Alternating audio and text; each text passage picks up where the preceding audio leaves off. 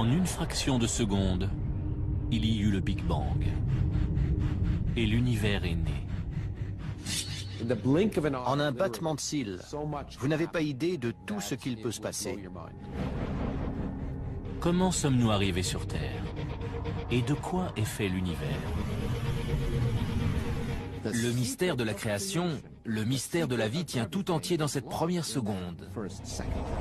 La science est sur le point de découvrir ce qui s'est passé lors de l'instant le plus déterminant de toute notre histoire.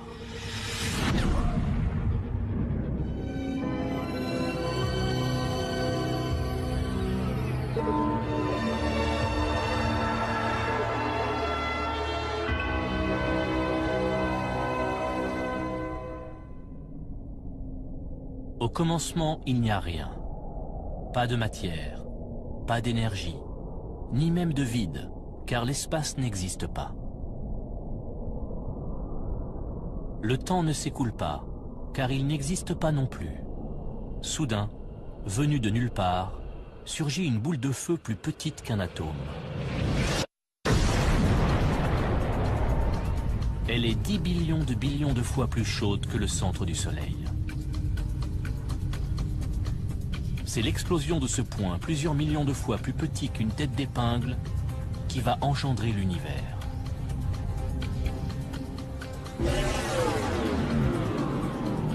Le temps commence à se dérouler. En l'espace d'une seconde, le cosmos tout entier se profile. Comment est-ce arrivé? C'est le plus grand mystère de tous les temps. Le professeur Lawrence Krauss a consacré toute sa carrière à étudier cette première seconde qui a suivi le Big Bang. Pour bien comprendre notre place dans l'univers, il nous faut revenir au tout début et à comment tout ça s'est formé.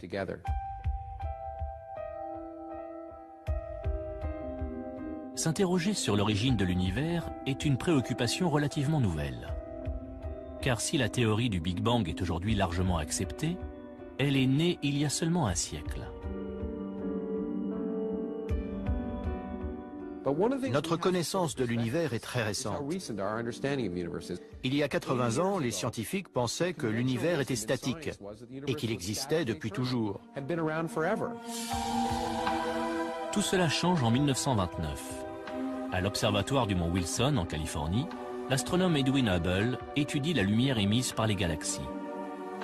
Il constate que plus une galaxie est éloignée, plus la longueur d'onde de la lumière qu'elle émet est grande. Plus les ondes lumineuses voyagent, plus elles s'étirent, et par conséquent, leur longueur d'onde se modifie. Le même principe s'applique aux ondes sonores. Plus un train approche, plus son sifflet paraît aigu.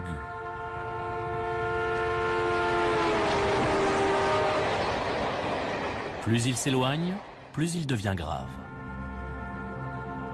Plus le train est loin, plus la distance parcourue par les ondes sonores pour atteindre notre oreille augmente. Les ondes sonores s'étirent, ce qui donne un son plus grave. Quand une galaxie s'éloigne de nous, ces ondes lumineuses s'étirent, devenant plus longues et plus rouges. On parle alors d'un décalage spectral vers le rouge. Si on regarde le spectre visible, il y a le rouge à une extrémité et le bleu à l'autre. La radiation rouge a une grande longueur d'onde, tandis que la radiation bleue a une longueur d'onde courte. Et quand on observe l'univers, on voit les radiations des galaxies lointaines s'étirer et leur lumière devenir rouge. Et plus on regarde loin, plus c'est rouge.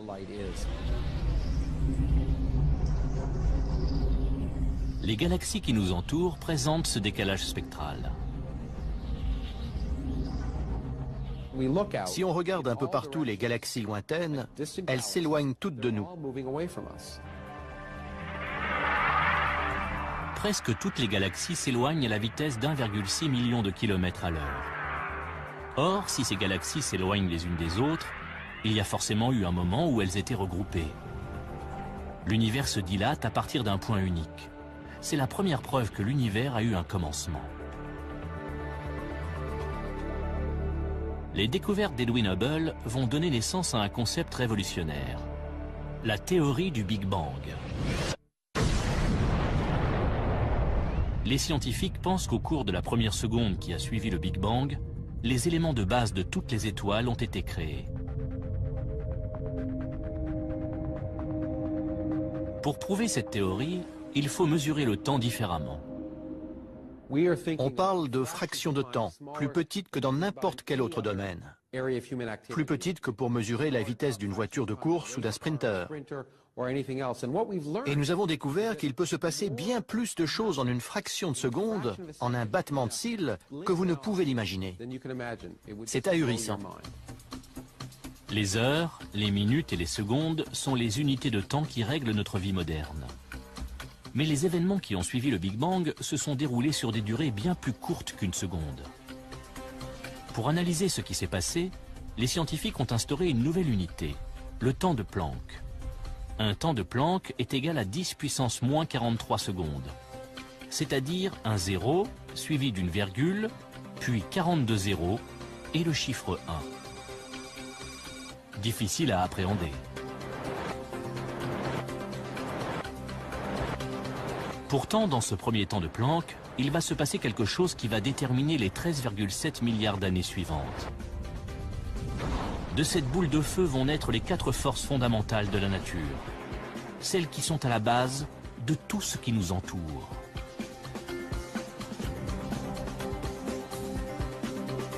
La gravité est à l'origine de la formation des étoiles et des planètes. Elle influence la Lune et les marées et nous fait garder les pieds sur Terre. La force électromagnétique nous permet de nous éclairer, de connecter nos téléphones et d'utiliser nos ordinateurs. Et les 2 forces nucléaires, la forte et la faible, servent à la cohésion des particules qui constituent notre corps et alimentent la fournaise du Soleil. Nous sommes sur Terre parce que dans la seconde qui a suivi le Big Bang, ces 4 forces ont été créées.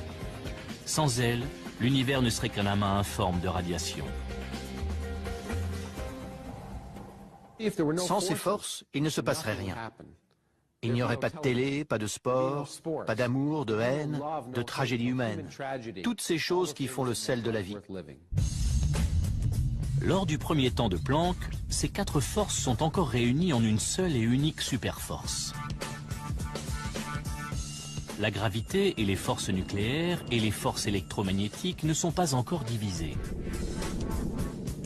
Le physicien Michio Kaku étudie la façon dont elles ont pris leur indépendance. Moi, je vois ça comme un cristal. Un superbe cristal symétrique dans lequel toutes les forces sont réunies dans leur élégante simplicité au commencement des temps. Lorsque l'horloge cosmique avance d'un temps de Planck, l'univers, qui n'est encore qu'une minuscule boule de feu, se dilate brutalement. Les 4 forces commencent à se séparer, comme si on refroidissait brusquement un cristal chauffé à blanc. Des fissures apparaissent. Il se brise en 4. Le premier morceau qui se détache est la gravité. Ensuite, les forces nucléaires se séparent.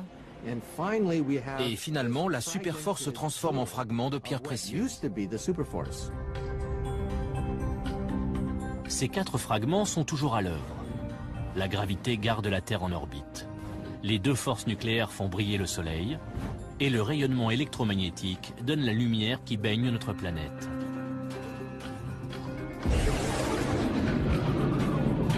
Notre voyage n'a débuté que depuis une fraction de seconde. Et déjà, les fondations de notre monde sont posées. L'univers n'est encore qu'une boule de feu, plus petite qu'un atome. Et sa température est de l'ordre de 1000 billions de degrés. Pour percer le mystère de l'expansion de l'univers, les scientifiques utilisent des télescopes si puissants qu'ils peuvent voir le passé. Lorsque l'astrophysicien David Spergel regarde le ciel, c'est l'histoire qu'il voit défiler. Quand on observe l'espace, on regarde dans le passé. La lumière voyage à une vitesse déterminée. Par exemple, la lumière du Soleil met environ 8 minutes pour nous parvenir. Nous voyons le Soleil non pas comme il est, mais comme il était il y a 8 minutes. Quand on regarde les étoiles, la nuit, elles sont peut-être à 10 ou 20 années-lumière. Nous les voyons comme elles étaient il y a 10 ou 20 ans. Plus on regarde loin dans l'espace, plus on se rapproche du Big Bang. La lumière des étoiles lointaines met des milliards d'années à nous parvenir. Elle s'étire tellement durant son voyage qu'elle se transforme en onde radio. Il faut des radiotélescopes pour les percevoir. C'est l'antenne Cornet de Holmdel, dans le New Jersey, qui a permis d'en savoir davantage sur le Big Bang.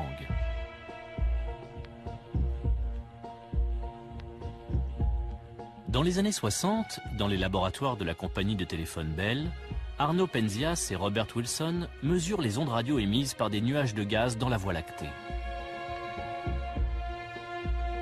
Mais l'antenne Cornet qu'ils utilisent capte des interférences. Voici ce qu'ils entendent. Et ça vient de toutes les directions. Partout où ils regardaient, ils entendaient ce même bruit de fond. Ça n'était pas logique. Ils ont d'abord cru à un défaut de l'antenne. Ils l'ont nettoyée, enlevé les fientes de pigeons qui pouvaient créer des interférences. Ils ont recalibré l'antenne, ils ont tout vérifié minutieusement. Mais le bruit de fond est toujours perceptible. Penzias et Wilson décident de se concentrer sur sa provenance. Ils ont découvert que ce rayonnement ne provenait pas de la Terre, ni de notre galaxie.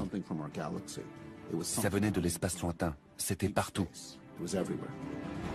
Le rayonnement que perçoit leur antenne est plus ancien et plus lointain que tout ce qui a été capté jusqu'alors. Par un heureux hasard, ils rencontrent des scientifiques de l'université de Princeton qui sont à la recherche des traces du Big Bang. Ils comprennent alors que ce qu'ils entendent est un écho venu de la nuit des temps.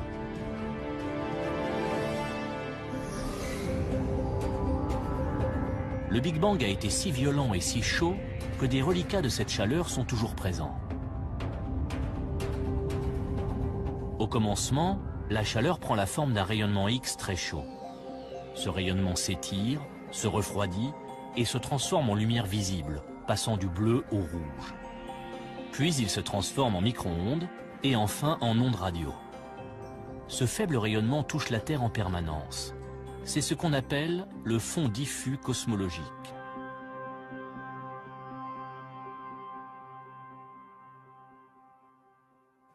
Le fond diffus cosmologique est l'écho de la création, les braises, les dernières lueurs de l'onde de choc originelle qui a donné naissance à l'univers. Si nos yeux étaient capables de voir ce rayonnement en micro-ondes, chaque soir on pourrait assister au Big Bang. En regardant le ciel, on pourrait voir une explosion. 13,7 milliards d'années plus tard, il existe un moyen de voir ce rayonnement cosmique à l'œil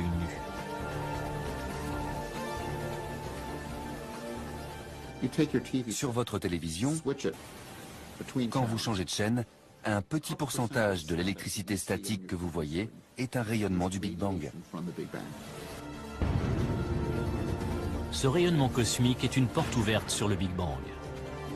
Il est également la preuve que l'univers est entré dans une nouvelle ère.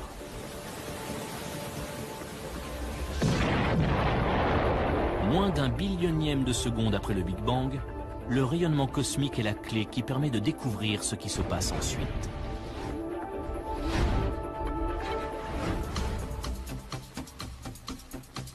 L'aiguille de notre horloge cosmique fait quelques petits bonds en avant et la boule de feu se métamorphose. L'univers, qui était plusieurs milliards de fois plus petit qu'un atome, atteint soudain la taille d'une balle de baseball. C'est le plus fort taux d'expansion qu'il connaîtra en 13,7 milliards d'années. Les scientifiques appellent cette étape l'inflation. Et on en trouve la trace dans le rayonnement cosmique fossile du Big Bang.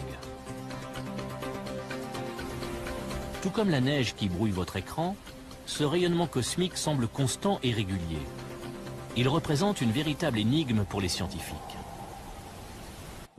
Quand on mesure le fond diffus cosmologique dans cette direction, sa température est identique à celle dans cette direction. C'est la même partout. Seule explication possible, l'univers se dilate à une vitesse incommensurablement plus grande que celle de la lumière. Lors de la phase d'inflation, l'univers enfle de manière symétrique, comme un ballon de baudruche, poussé par une énergie colossale. Imaginez que j'appuie sur un ressort. Je le comprime au maximum. Le ressort devient plus petit et emmagasine une énergie incroyable. Et quand je le relâche, il se détend d'un coup. Toute cette énergie emmagasinée permet à l'univers une expansion exponentielle. Mais si l'univers est parfaitement uniforme dès la première seconde qui suit le Big Bang, comment sont apparues les galaxies? À l'origine, les planètes et les étoiles ne sont que des amas de particules. Avec le temps, ces particules de matière s'assemblent sous l'action de la gravité et constituent une masse solide. La Terre n'était au départ qu'un amas de particules qui se sont agrégées sous les effets de la friction et de la gravité. Et le Soleil, qui a rendu la vie possible sur Terre, n'était au départ qu'un nuage de gaz et de poussière. Mais comment au juste vont se former ces amas?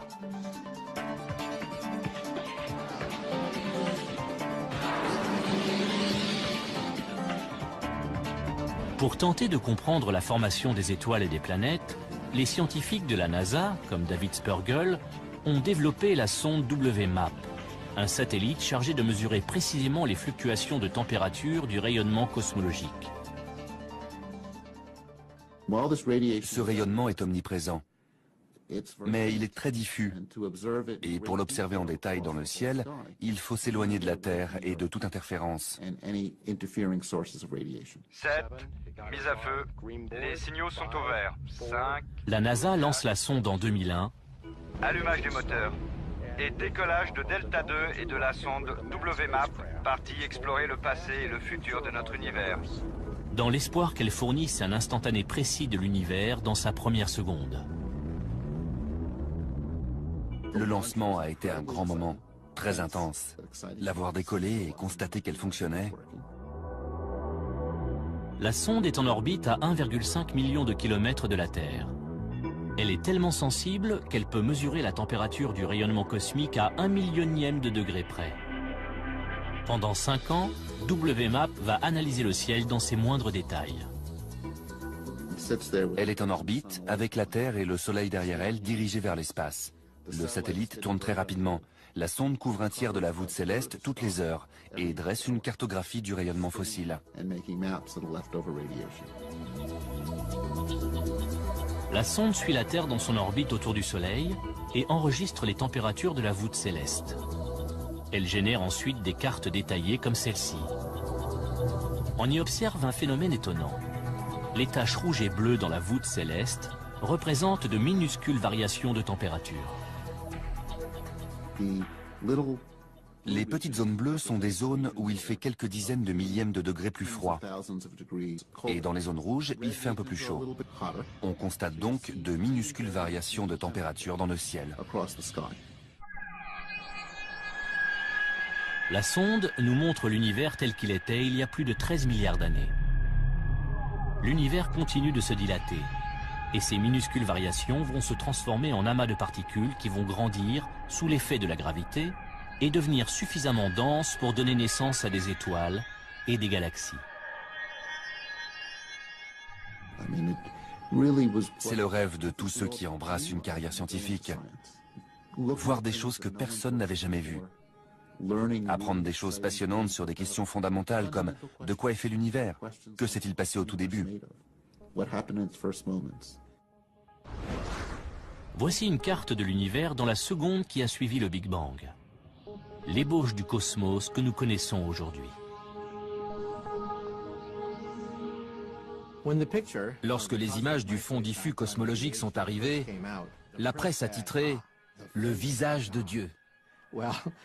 Soyons réalistes, ce n'est pas le visage de Dieu, c'est en fait la photo d'un bébé, d'un univers balbutiant. Et donc la découverte du fond diffus cosmologique est vraiment l'une des découvertes scientifiques les plus importantes de tous les temps.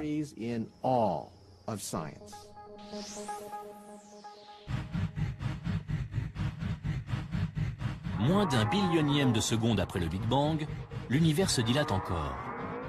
La boule de feu a désormais la taille d'un pamplemousse. L'univers grouille d'énergie et de radiation. Mais, à mesure qu'il se dilate et se refroidit, quelque chose de nouveau voit le jour.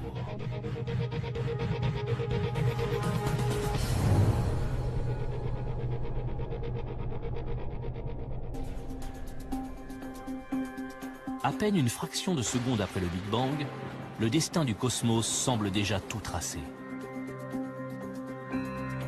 Le Soleil brûle grâce à des forces apparues il y a 13,7 milliards d'années. Les étoiles et les planètes se sont formées grâce à l'expansion rapide de l'univers.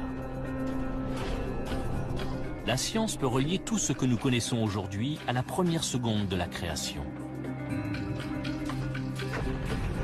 Les humains, eux, sont apparus grâce à ce qui s'est passé durant le temps de Planck suivant. L'univers est rempli d'éléments de base qui vont former la matière. Pour l'instant, à l'échelle de notre horloge cosmique, l'univers n'est encore qu'une boule d'énergie. Comment cette énergie pure s'est-elle transformée en matière? Tout ce qui nous entoure est fait de matière. La chaise sur laquelle vous êtes assis, l'air que vous respirez, la planète tout entière, et la matière est constituée d'atomes. Dans la seconde qui s'écoule après le Big Bang, les ingrédients des atomes sont créés. Mais comment est apparue la matière? La question est longtemps restée sans réponse, jusqu'en 1905, année où Albert Einstein formule sa fameuse équation E égale mc2. L'équation d'Einstein signifie que l'énergie E et la masse m sont deux formes différentes de la même chose. La matière et l'énergie sont interchangeables. Cette équation a par la suite été utilisée pour créer l'arme la plus dévastatrice de l'histoire, la bombe atomique. Celle-ci nous a donné un indice sur ce qui s'est passé lors de cette première seconde. Lors d'une explosion atomique, des particules de matière éclatent et libèrent une énergie phénoménale. Lors du Big Bang, c'est exactement l'inverse qui se produit. Une quantité énorme d'énergie se transforme en matière. Grâce à l'équation d'Einstein, on peut donc tirer la conclusion suivante. À mesure que l'univers se dilate et se refroidit, l'énergie pure du Big Bang se transforme en particules de matière. Matière dont nous sommes constitués. Notre odyssée n'a commencé que depuis quelques fractions de secondes. Les premières particules de matière apparaissent. L'univers est 1 million de fois plus brûlant que le centre du Soleil. Encore bien trop chaud pour que ces particules fusionnent. Les scientifiques se retrouvent aujourd'hui face à une énigme. À quoi ressemblait ce premier état de la matière?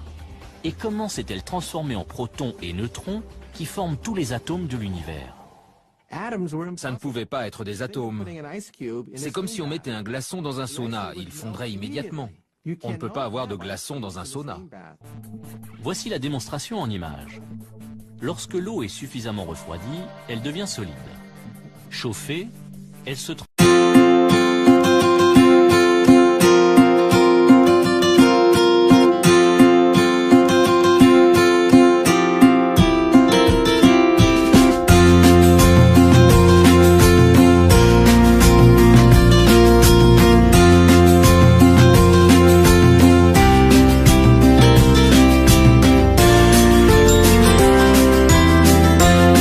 En liquide. Et si on chauffe cette eau, elle se change en gaz, en vapeur d'eau. Si on surchauffe un gaz, l'énergie dégagée fait éclater les atomes. Dans la première seconde, l'univers est tellement chaud que seuls les éléments de base des atomes peuvent y survivre.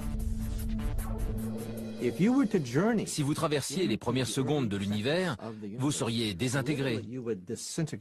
Vous seriez réduit en miettes et même les débris, les noyaux atomiques de votre corps se diviseraient en particules subatomiques. Il ne resterait rien de votre corps.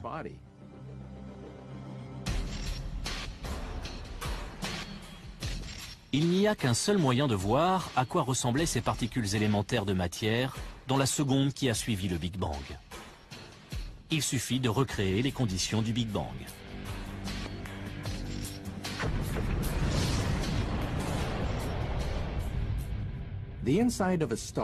La température au cœur d'une étoile se mesure en dizaines de millions de degrés.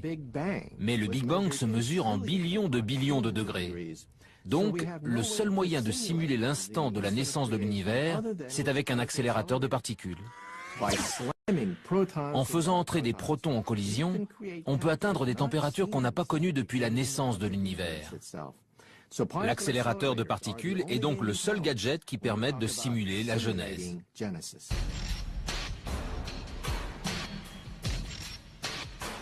Voici le laboratoire national de Brookhaven, à Long Island. C'est là que se trouve le collisionneur d'ions lourds relativistes, ou RHIC, un anneau de 3,8 km destiné à accélérer pratiquement à la vitesse de la lumière des noyaux lourds de cuivre ou d'or.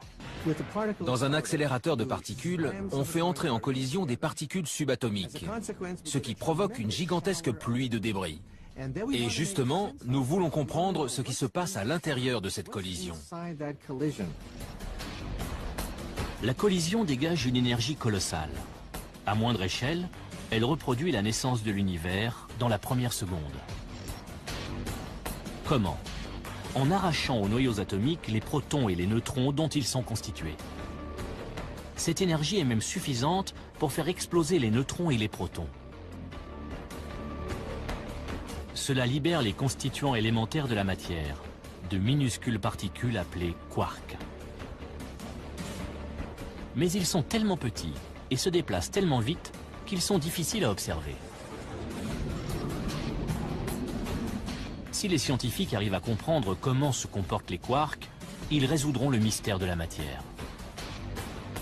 Leur découverte pourrait révolutionner la médecine et relancer le programme spatial. Le projet RHIC est initié en l'an 2000. La collision de noyaux provoquant une explosion désordonnée de particules, les experts savent qu'il faudra attendre 5 ans avant que le RHIC ne donne ses premiers résultats. Quand en 2005 les premières données tombent, c'est l'étonnement général. On s'attendait à découvrir un gaz en faisant entrer en collision des atomes d'or. Et on a été très surpris de découvrir qu'il ne s'agissait pas du tout d'un gaz. Ça ressemblait plus à un liquide. On a été vraiment surpris. Maintenant, si on veut envisager la naissance de l'univers, il va falloir oublier cette idée d'un gaz de particules subatomiques. Aujourd'hui, on sait que c'est plus comme un liquide, comme une soupe. Lorsque la matière apparaît pour la première fois dans l'univers, les quarks sont tellement denses et chargés d'énergie que l'univers entier ressemble à un liquide. L'univers est passé d'une boule de feu à une soupe de quarks en un clin d'œil. Un liquide chaud, dense et mouvementé. Il grouille de minuscules particules en constante interaction. Tandis que notre horloge cosmique affiche le millionième de seconde, l'univers continue de se dilater et de se refroidir. Il passe de la taille d'un pamplemousse à celle de notre système solaire. L'énergie pure s'est transformée en matière. Or, on sait que sans la matière, nous ne serions pas là. C'est d'ailleurs ce qui a bien failli nous arriver. Car au cours de cette première seconde, une menace plane sur la matière. Une guerre terrible se prépare. Une fraction de seconde après le Big Bang, l'univers est une gigantesque soupe de particules. Mais ces minuscules particules de matière vont devoir se battre pour survivre.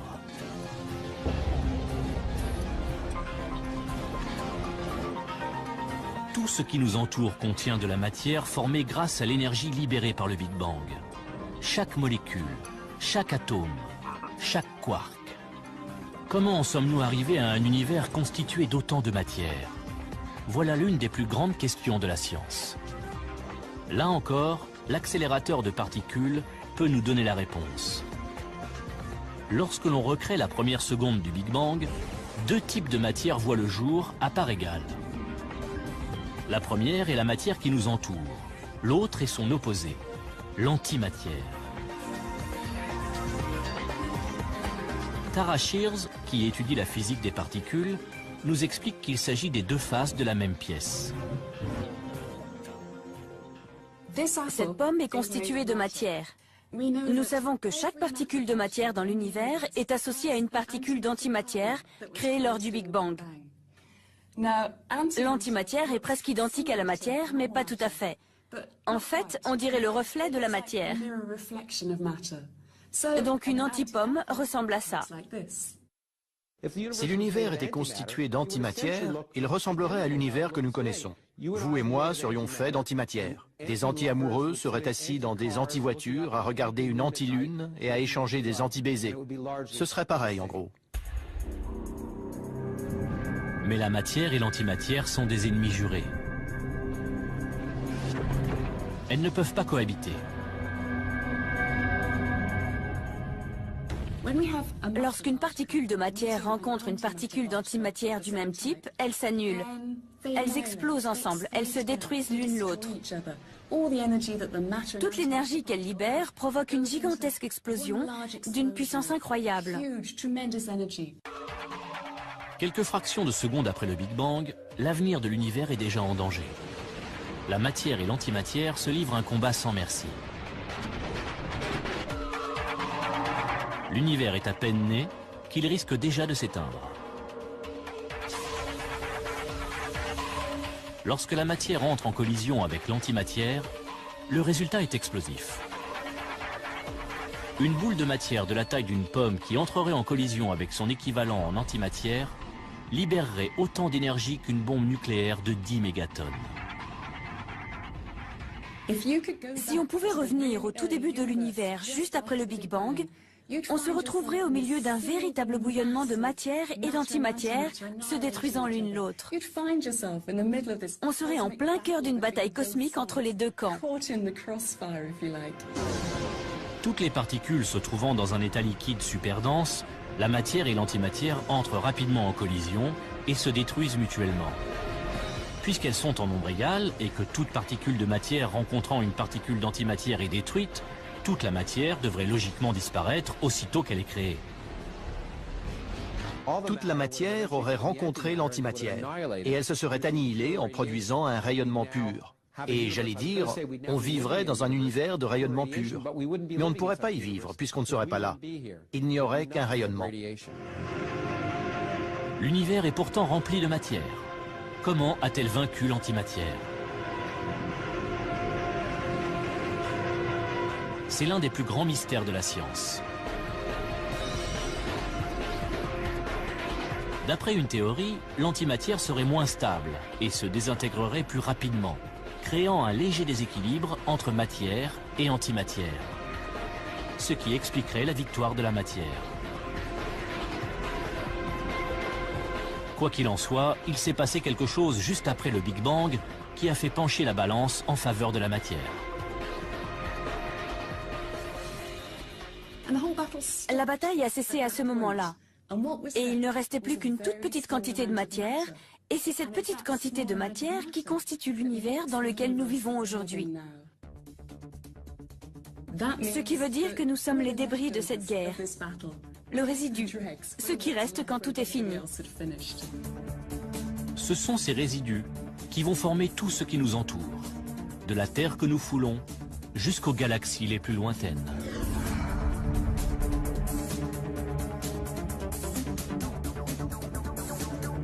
Lorsque notre horloge cosmique arrive à la fin de la première seconde, la superforce originelle s'est séparée en 4 forces distinctes. La matière a triomphé de l'antimatière. Et grâce aux infimes variations de température qui vont se répercuter dans l'univers, la gravitation va créer, au cours des milliards d'années à venir, des amas de matière qui formeront les galaxies.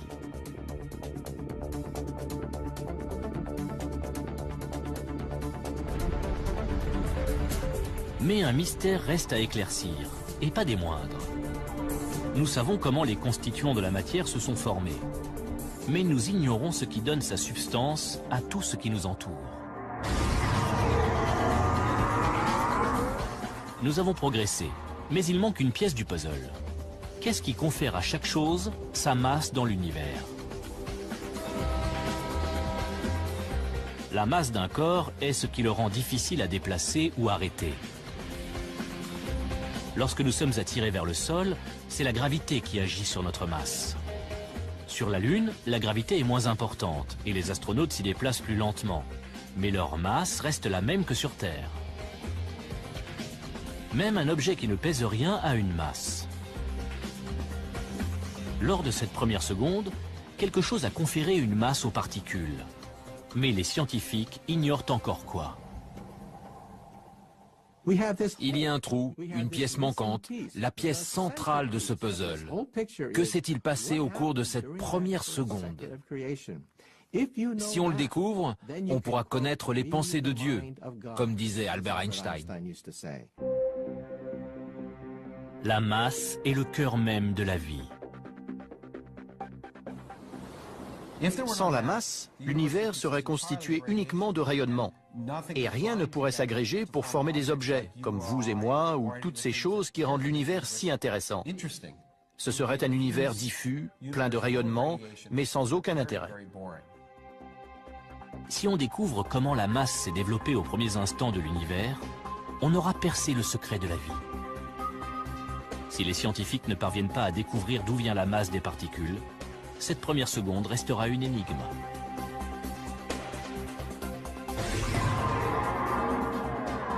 Notre périple est presque terminé. Et pourtant, il nous manque toujours une information cruciale. Cette question a intrigué les scientifiques pendant des décennies. Puis, en 1964, à l'université d'Édimbourg, le physicien Peter Higgs a proposé une théorie révolutionnaire. Selon Higgs, un champ de force invisible aurait balayé l'univers dans ses premiers instants, conférant une masse aux particules.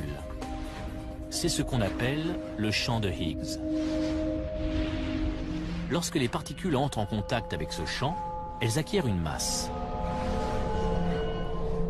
Imaginons que je suis en voiture et que je tombe en panne d'essence.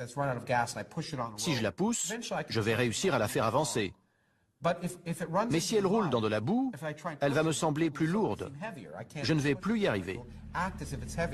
Eh bien, on pense que c'est un peu pour les mêmes raisons que les particules ont une masse. Il y a ce qu'on appelle le champ de Higgs, et les particules interagissent plus ou moins avec ce champ. Les particules qui interagissent le moins sont plus faciles à pousser et se comportent donc comme si elles étaient plus légères. Les particules qui interagissent le plus sont difficiles à déplacer et se comportent comme si elles étaient plus lourdes. Comme la boue, le champ de Higgs colle à tout ce qu'il touche. Lorsque des particules pénètrent dans le champ, elles acquièrent une masse. Plus elles interagissent avec le champ, plus leur masse est importante. Les scientifiques pensent que le champ de Higgs a pour vecteur une particule spéciale. La presse l'a baptisée la particule de Dieu. Les scientifiques l'appellent le boson de Higgs. L'identification de cette particule pourrait nous aider à comprendre le mystère de la création. La théorie tient la route, mais aucun accélérateur de particules n'a jamais été assez puissant pour trouver le boson de Higgs. Jusqu'à aujourd'hui.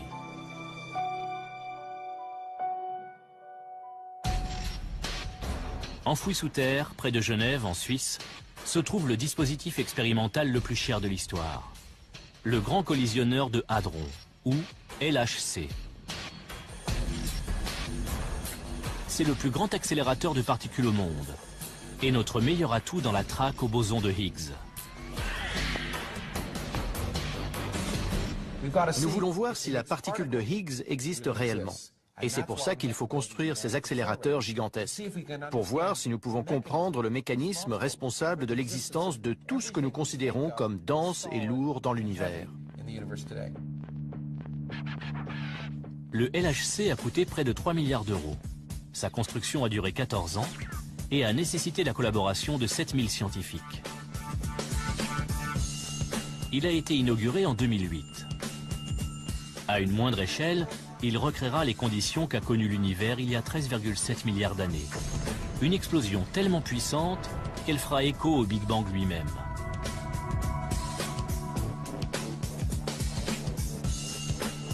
Si ça marche, les scientifiques comme David Evans pourront résoudre le dernier mystère de la matière. De même que nous repoussons les frontières de la science, nous devons repousser les frontières de la technologie. C'est non seulement la plus grosse machine au monde, mais c'est sans conteste la plus complexe. Enterré à environ 100 mètres sous terre, l'accélérateur forme un anneau de 26 km. À l'intérieur, 2 faisceaux de protons plus fins qu'un cheveu pourront être accélérés à une vitesse proche de celle de la lumière. plus de 299 000 km à la seconde. Le LHC fera se heurter les protons avec une énergie 7 fois plus grande que n'importe quel autre accélérateur. 300 billions de protons, répartis en 2 faisceaux cheminant en sens inverse, parcourront l'anneau et se percuteront au centre d'énormes détecteurs. Lawrence Krauss part inspecter l'un de ces détecteurs, de la taille d'un immeuble de 5 étages. Je me trouve dans ce qui a été décrit comme l'une des cathédrales gothiques du XXIe siècle. Ces structures gigantesques sont faites de milliers de tonnes d'acier, plus que la quantité de fer dans la tour Eiffel, et contiennent des dizaines de milliers de valves et de fils. Tout ça a été conçu par des milliers de physiciens de plusieurs centaines de nationalités et parlant des dizaines de langues différentes, au centième de millimètre près. Tout ça pour découvrir ce qui se passe là-dedans. Le long de l'anneau du LHC sont répartis 4 détecteurs géants. Celui dans lequel on espère observer le boson de Higgs est baptisé Atlas. Atlas fait la moitié de la taille d'un terrain de football et pèse aussi lourd qu'un sous-marin nucléaire. Il peut détecter 1000 milliards de collisions à la seconde. Lors d'une collision de protons, le choc sera tellement violent qu'il recréera en une fraction de seconde la matière, telle qu'elle était juste après le Big Bang. Une averse de particules fondamentales, comme les quarks. Dans les débris de cette explosion, les scientifiques espèrent trouver le mystérieux boson de Higgs. Mais vouloir dénicher une particule dans cette boule de feu revient à chercher une aiguille dans une meule de foin. Le boson de Higgs est tellement minuscule et a une durée de vie si courte que le détecteur ne pourra pas l'observer directement. Mais les scientifiques espèrent détecter la trace qu'il laissera derrière lui grâce aux caméras les plus sophistiquées du monde. Dans le sillage d'un avion, on voit un gigantesque panache de fumée. Mais où est l'avion? On ne le voit jamais. Il est trop petit. C'est le même principe pour les détecteurs. Les détecteurs ne peuvent pas voir la particule, mais ils peuvent détecter la trace laissée par la particule subatomique.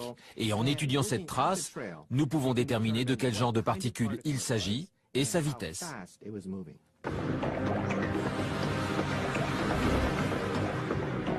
Le LHC va produire plus de données que n'importe quel autre instrument sur la planète. En une seule seconde, la quantité de données qui sera générée par les collisions et recueillie par les détecteurs sera plus grande que la quantité d'informations contenues dans toutes les bibliothèques du monde entier. Nous allons obtenir quelque chose comme 15 millions de gigaoctets de données chaque année. Si on devait mettre ces données sur des CD, on produirait chaque année une pile de CD d'environ 15 km de haut. Ces données nous livreront peut-être le secret de la masse, la pièce manquante du puzzle, et nous ouvrirons la porte vers la science du futur. Afin de traiter toutes ces informations, LHC utilise le plus grand réseau de superordinateurs du monde. Cela n'empêchera pas les recherches de prendre plusieurs années. Mais l'attente en vaut la peine.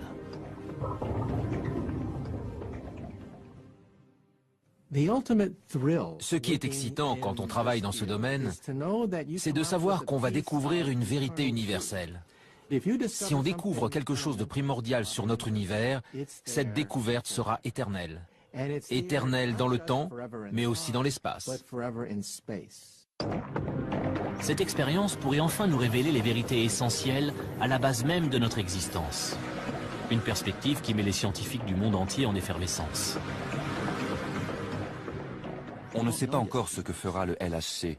On a de grands espoirs. Ça représente plus de puissance à une échelle plus petite. Il va nous emmener là où nous ne sommes jamais allés. Ce que le LHC va nous apprendre va changer notre façon de voir la première seconde du Big Bang. Toutes les preuves indirectes que nous avons indiquent que nous allons sûrement trouver la réponse à cette question. Ce n'est pas garanti, mais pour la première fois, nous sentons que nous sommes sur le point de faire cette découverte fondamentale. Si grâce au LHC, on trouve ne serait-ce qu'un élément de réponse à toutes ces questions, Ce sera merveilleux pour nous de pouvoir étoffer notre connaissance de l'univers, de le comprendre encore mieux. C'est le rêve de tout physicien.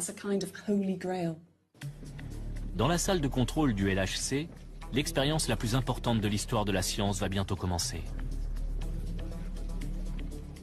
Après les dernières vérifications, l'accélérateur est scellé, puis refroidi à une température plus basse que celle qui règne dans l'espace.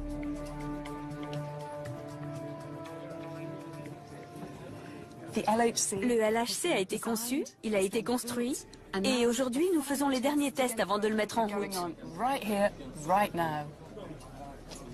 Ce que vous voyez là, c'est où on en est des tests. Et les physiciens autour de nous observent ce qui se passe sur leur écran d'ordinateur. Le LHC pourrait lever le voile sur le plus grand mystère de la vie, un peu comme si nous assistions au moment de la création.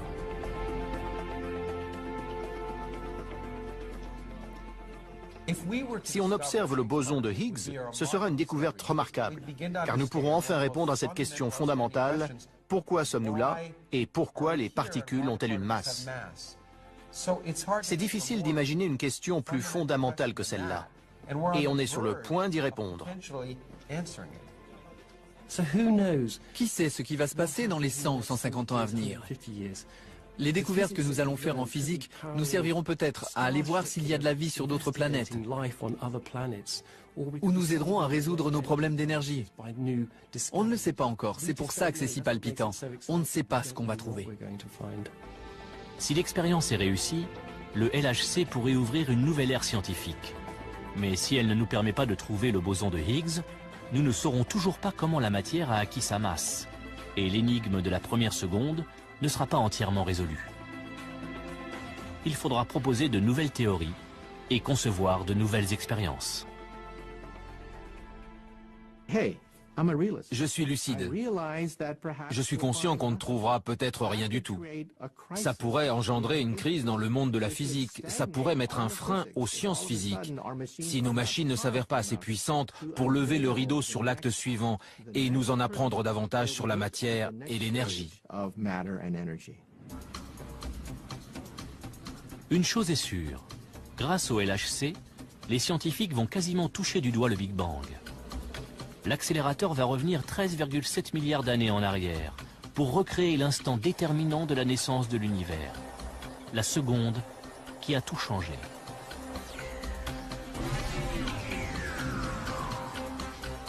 L'aiguille de notre horloge cosmique avance d'un temps de Planck supplémentaire. L'univers est maintenant vieux d'une seconde. Il fait environ 1000 fois la taille de notre système solaire et grouille de particules de matière.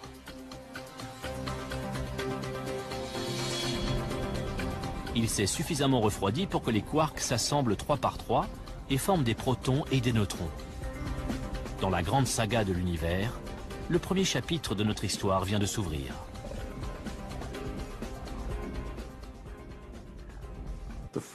La première seconde de l'univers est un instant incroyablement important. C'est dans ce bref intervalle que toute la matière de l'univers a été créée, que tous les neutrons et les protons se sont formés. Tous les éléments essentiels qui composent l'univers aujourd'hui étaient déjà en place. Puis tout ça s'est développé. Dans les minutes qui suivent, l'univers se refroidit encore. Les protons et les neutrons constituent les premiers noyaux atomiques. 300 000 ans plus tard, le premier atome voit le jour. Puis, au cours des 200 millions d'années qui suivent, les étoiles se forment. Et 1 milliard d'années plus tard, les galaxies, comme la Voie lactée, apparaissent. Plus de 9 milliards d'années après le Big Bang, la Terre se forme. Un Big Bang, une seule seconde, la genèse de notre univers.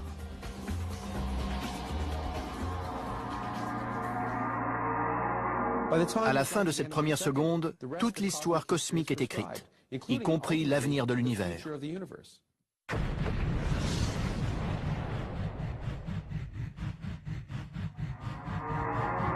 Environ 13 695 millions d'années après le Big Bang, l'homme apparaît sur Terre.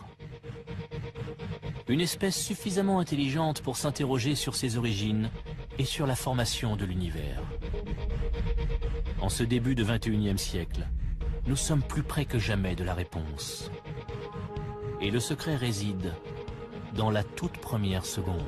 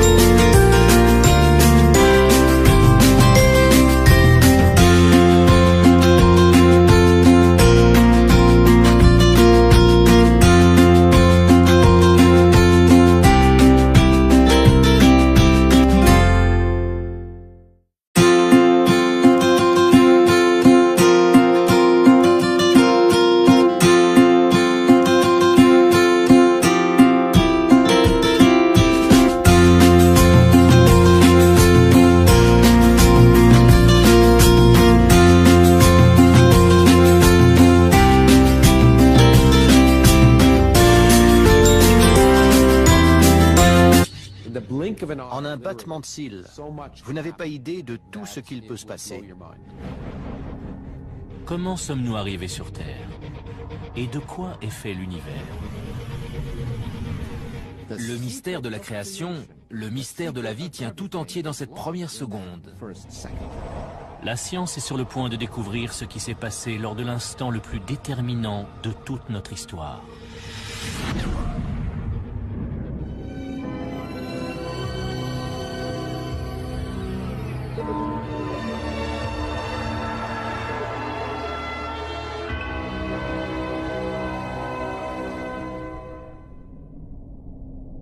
Au commencement, il n'y a rien. Pas de matière, pas d'énergie, ni même de vide, car l'espace n'existe pas. Le temps ne s'écoule pas, car il n'existe pas non plus. Soudain, venue de nulle part, surgit une boule de feu plus petite qu'un atome. Elle est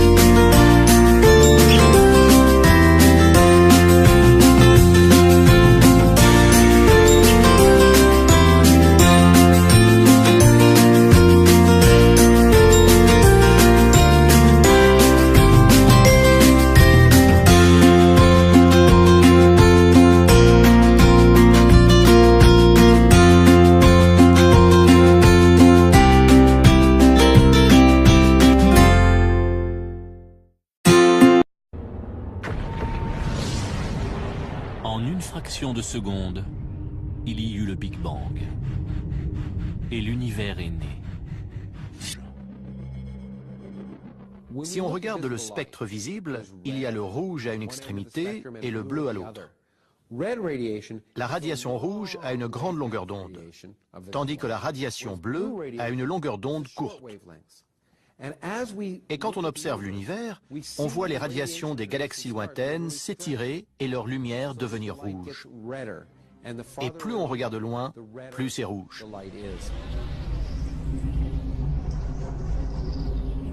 Les galaxies qui nous entourent présentent ce décalage spectral. Si on regarde un peu partout les galaxies lointaines, elles s'éloignent toutes de nous. Presque toutes les galaxies s'éloignent à la vitesse d'1,6 million de kilomètres à l'heure. Or, si ces galaxies s'éloignent les unes des autres, il y a forcément eu un moment où elles étaient regroupées. L'univers se dilate à partir d'un point unique. C'est la première preuve que l'univers a eu un commencement. Les découvertes d'Edwin Hubble vont... 20 ans, les scientifiques pensaient que l'univers était statique et qu'il existait depuis toujours. Tout cela change en 1929. À l'observatoire du mont Wilson, en Californie, l'astronome Edwin Hubble étudie la lumière émise par les galaxies. Il constate que plus une galaxie est éloignée, plus la longueur d'onde de la lumière qu'elle émet est grande. Plus les ondes lumineuses voyagent, plus elles s'étirent, et par conséquent, leur longueur d'onde se modifie. Le même principe s'applique aux ondes sonores. Plus un train approche, plus son sifflet paraît aigu.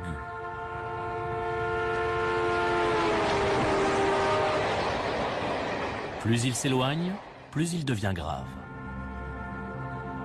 Plus le train est loin, plus la distance parcourue par les ondes sonores pour atteindre notre oreille augmente. Les ondes sonores s'étirent, ce qui donne un son plus grave.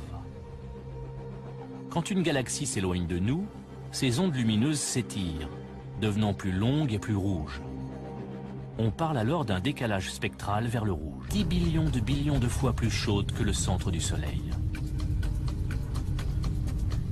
C'est l'explosion de ce point, plusieurs millions de fois plus petit qu'une tête d'épingle, qui va engendrer l'univers.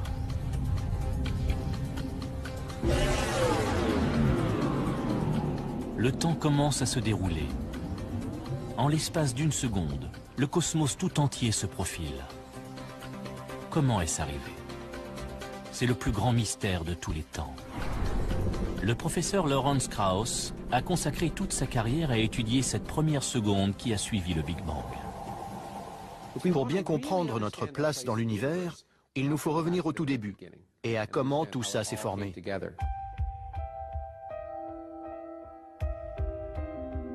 S'interroger sur l'origine de l'univers est une préoccupation relativement nouvelle. Car si la théorie du Big Bang est aujourd'hui largement acceptée, elle est née il y a seulement un siècle. Notre connaissance de l'univers est très récente. Il y a 4 cibles, il y a le rouge à une extrémité et le bleu à l'autre.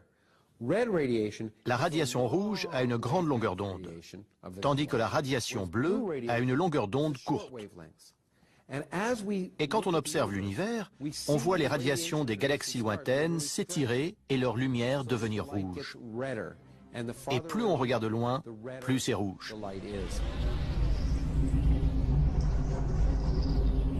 Les galaxies qui nous entourent présentent ce décalage spectral.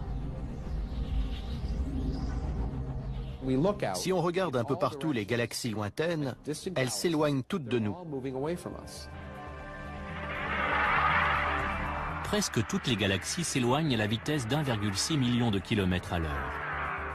Or, si ces galaxies s'éloignent les unes des autres, il y a forcément eu un moment où elles étaient regroupées.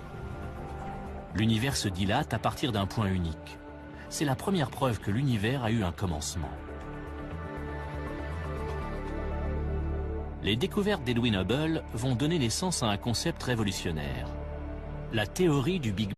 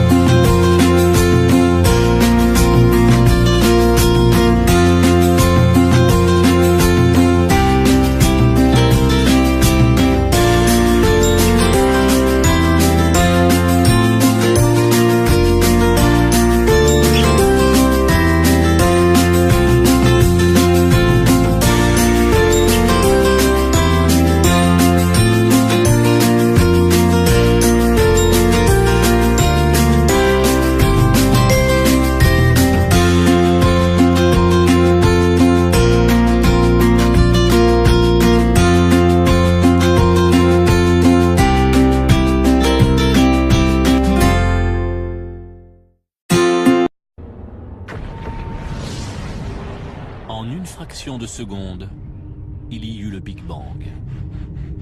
Et l'univers est né. Que le centre du Soleil. C'est l'explosion de ce point, plusieurs millions de fois plus petit qu'une tête d'épingle, qui va engendrer l'univers.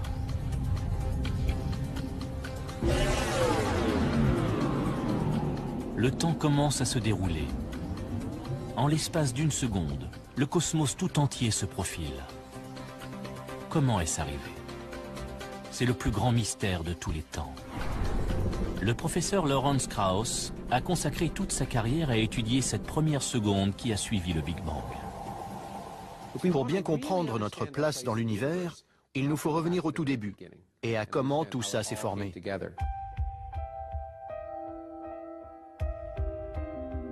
S'interroger sur l'origine de l'univers est une préoccupation relativement nouvelle. Car si la théorie du Big Bang est aujourd'hui largement acceptée, elle est née il y a seulement un siècle. Notre connaissance de l'univers est très récente. Il y a 80 ans, les scientifiques pensaient que l'univers était statique et qu'il existait depuis toujours. Tout cela change en 1929. À l'observatoire du mont Wilson, en Californie, l'astronome Edwin Hubble étudie la lumière émise par les galaxies. Il constate que plus une galaxie est éloignée, plus la longueur d'onde de la lumière qu'elle émet est grande. Plus les ondes lumineuses voyagent, plus elles s'étirent, et par conséquent, leur longueur d'onde se modifie. Le même principe s'applique aux ondes sonores. Plus un train approche, plus son sifflet paraît aigu.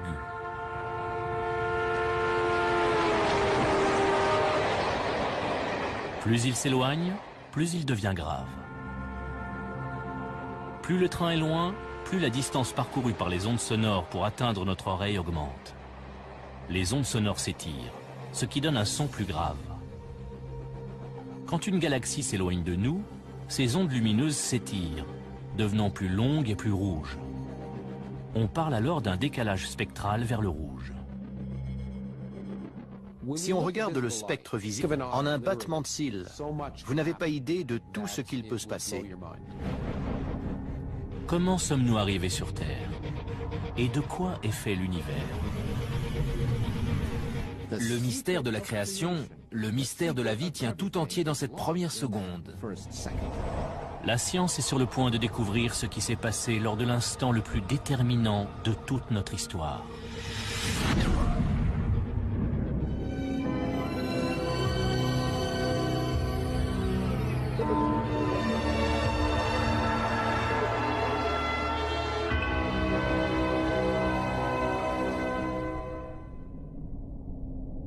Au commencement, il n'y a rien.